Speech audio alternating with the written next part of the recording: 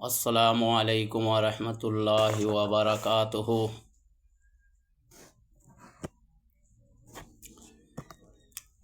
मेरे भाइयों और साथियों, बहुत दुख की बात है कि हम लोग जो हैं आज के टाइम पर पीड़ित में बहुत ज़्यादा परेशान हूँ।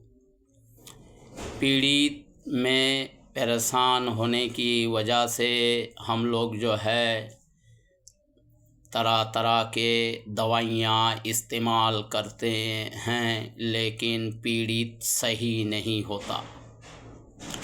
वजह यही है कि हम लोगों के अंदर जो है बहुत सारे केमिकल बदन के अंदर जो है घुसी हुई है, जिसके वजह से पीड़ित सही नहीं होता। पीड़ित का बहुत सारे मेडिसिन हैं, डॉक्टरों ने बहुत रिसर्च किया और पीड़ित को हटाने के लिए बहुत ही कोशिश किया। पीड़ित एक ऐसी है जिसको अर्कुन निसा यानी जोड़ों का दर्द कहा जाता है। पैर के घुटनों से लेके पैर के उंगलियों से लेके कमर तक और कमर से लेके पीठ तक और पीठ से लेके सर तक तमाम अज़ाओं में दर्द में जो है परेशान रहते हैं। इसी को पीड़ित कहा जाता है। कोई कहते हैं कि बाई है, कोई कहते हैं अर्कुन निसा है, कोई कहते हैं कि हमारी जो है पूरी जिस्म में दर्द रहते हैं। इसके लिए कौन सी मेडिसिन इस्तेमाल करें कि हमको फ़ायदा नज़र आए। तो मेरे भाइयों और आजीज साथियों, आज के दौर में जो हम खान पान जो खाते हैं वो सही ना होने की वजह से हमारे पीड़ित में कोई दवा असर नहीं करता। लिहाजा बात यह है कि हम तरह तरह की मेडिसिन जो है इस्तेमाल करते हैं, जिसके वजह से पीड़ित जो है वक्ती तौर के लिए पीड़ित जो है चले जाते हैं। फिर जो है पीड़ित के मामले में बहुत ज़्यादा परेशान हो जाते हैं। तो मेरे भाइयों और आजीज साथियों, पीड़ित एक ऐसे मर्ज हैं, ऐसे बीमारी हैं जो अपने बदनों से नहीं जाना चाहता।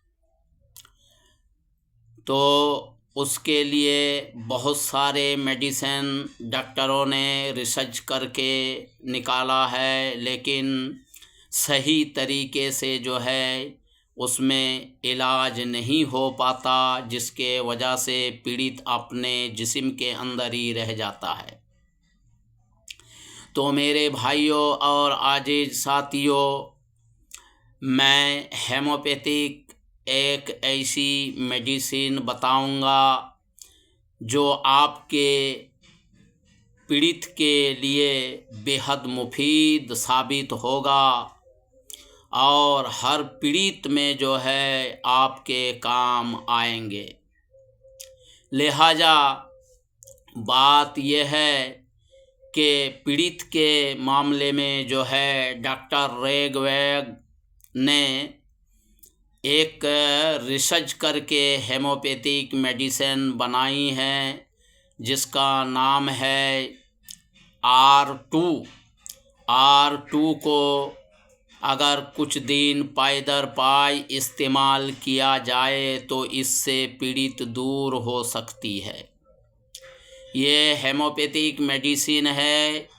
सब दवा ऐसी है जैसे कि हम जो पानी पीते हैं उस पानी के स्वरूप है, लेकिन पानी तो देखने में है लेकिन काम इसका अजीब व गरीब है। हमारा खान पान के वजह से जो है हेमोपैथिक मेडिसिन कभी काम करता है और कभी नहीं करता, कभी जो है पीड़ित को ख़त्म कर देती है और कभी जो है पीड़ित को आपस लाता है। वजह यही है कि जब हमारा पीड़ित कम हो जाता है तो हम यही सोचते हैं कि हमारा पीड़ित जो है ख़त्म हो गया। लिहाजा बात यह है कि फिर जो हमको खाने के अंदर जो परहेज करना चाहिए वो हम परहेज नहीं कर पाते हैं, इसीलिए पीड़ित फिर जो है आपस आ जाता है। तो मेरे भाइयों और आजीज साथियों, लिहाजा बात यह है कि जो चीज़ें हमको परहेज करना चाहिए उसको मैं अपने वीडियो के अंदर बता दूंगा कि अगर आप सही सलामत रहना चाहते हैं तो इन चीज़ों से परहेज लाजमी है।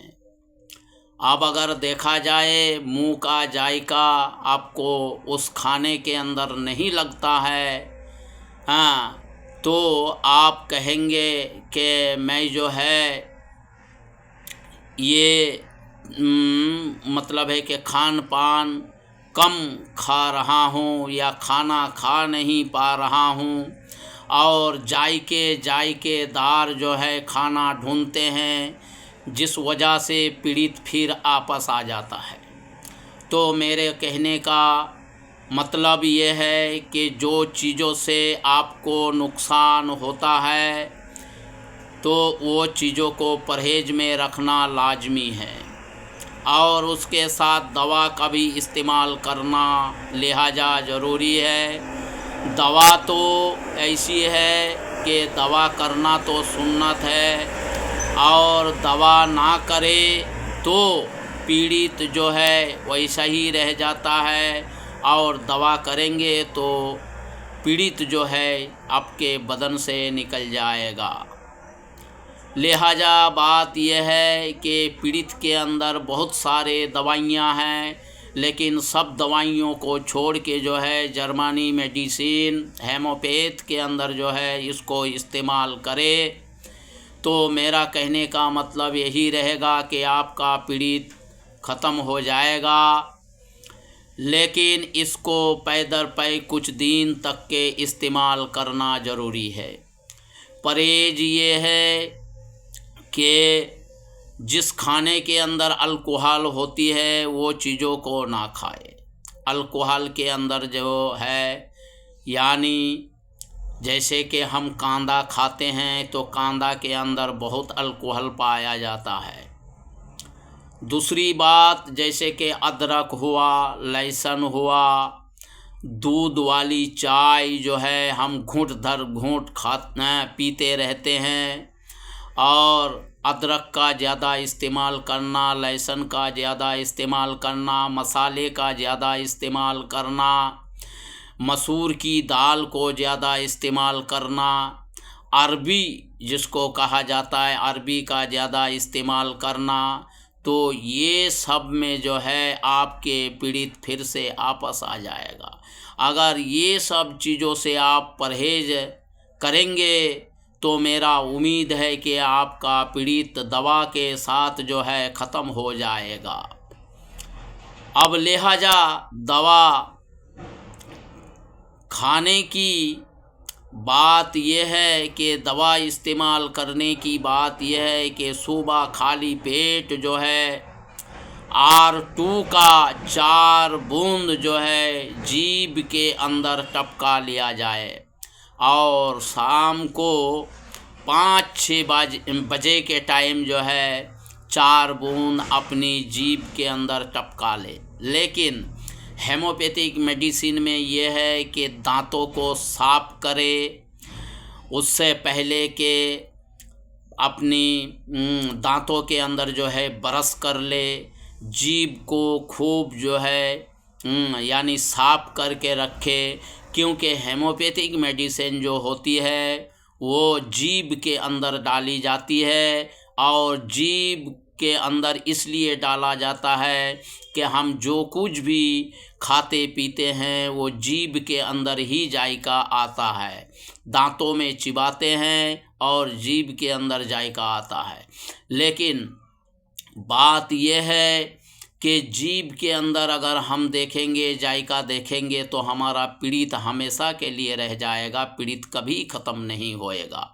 जीभ की जायका को कम करे, रीछ खाना कम करे, तेल मसाला कम करे, अदरक लहसुन और जो है कांदा इस्तेमाल कम करे, मसूर की दाल कम करे, अरबी कम करे। ये सब आपकी अगर परहेज में हमेशा के लिए रहेगा तो मेरा उम्मीद है कि पीड़ित जो है आपके बदन से निकल जाएगा।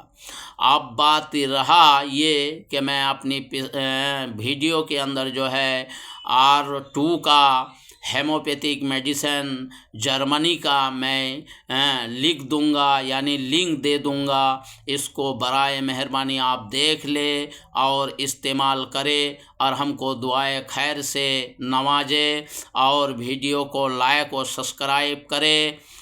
मेरा उम्मीद यही है कि आप लोगों को पीड़ित ख़त्म हो जाए, सभी आदमी सुस्त रहे और पीड़ित से जो है छुटकारा पाए।